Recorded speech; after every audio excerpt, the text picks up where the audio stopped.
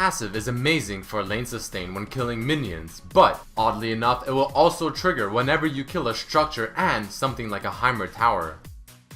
Cho'Gath's Q ability has a cast time while he stomps the ground, which means it cannot be interrupted by things like CC, unlike channel abilities which can. But since there is a cast time, there's a chance that Cho'Gath can die mid-cast and the ability will not go off.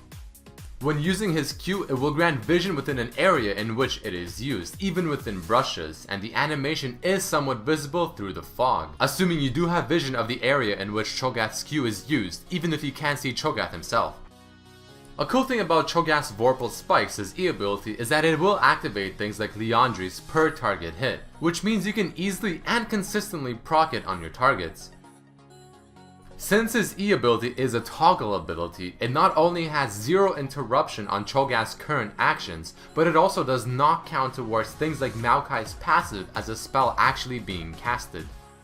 A cool thing about Cho is that his spikes are larger if Cho'Gath is larger in size from his ultimate, and even abilities like Lulu ultimate can impact this as well. A neat little thing that can sometimes be overlooked on Cho'Gath players is the fact that there is an indicator under targets that are within the death range of Cho'Gath's feast, making it easier for Cho'Gath players to know when they can use their ultimate for the kill. If Cho'Gath already has feast stacks and then he ranks up his ultimate, he is actually healed for the difference in bonus health gained from the new leveled up ultimate. Something that somewhat separates Cho'Gath from the other champions is the fact that none of his abilities reduce in cooldown as you level them. Cho'Gath's Q ability, his W ability, and even his ultimate can all be spell shielded, but his E cannot be. Alright guys, let us go into some cool facts and lore about Cho'Gath. Cho'Gath was designed by Ezreal, who also made Ahri, Caitlyn, Heimer, Jax, and many more, but also was designed by Guinsoo, who made Alistar, Annie, Kayle, Twisted Fate, and many more as well. Cho'Gath's name may derive from Cho'Gath, which is an artificial lifeform created by the Elder Things from the Cthulhu mythos. On top of that, the meaning behind Cho'Gath from the fictional language created by H.P. Lovecraft means native of the realm of darkness. Cho'Gath's name may also be derived from Cho'Gath, a demon from the Warhammer 40k universe. Cho'Gath is the first champion to receive 2 legendary skins that are still able to be bought to this day, those skins of course being Gentleman Cho'Gath and Battlecast Cho'Gath.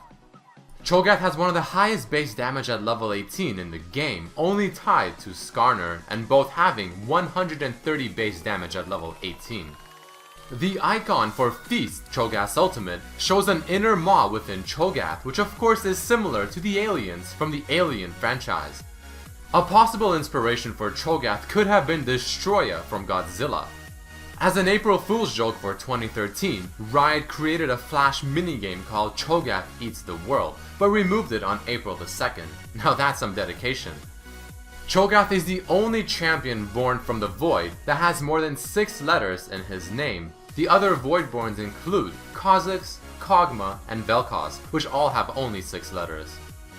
On his game info page on the official website, the background splash used is different than the original splash that is used within the game. Did you know that Cho'Gath and Elise both share a quote? The tangled webs we weave. Ah, the tangled webs we weave. When using Feast, Cho'Gath will at times say, Nom nom nom nom nom nom. in his Gentleman Cho'Gath skin, which references to the Cookie Monster from Sesame Street.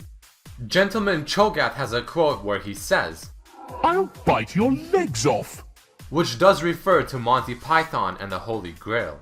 Another quote in this skin is, It's funny, isn't it? How your best friend can just blow up like that. which can refer to Monty Python's Flying Circus and or to Kog'Maw and his passive. His other quote I like a man who grins when he fights.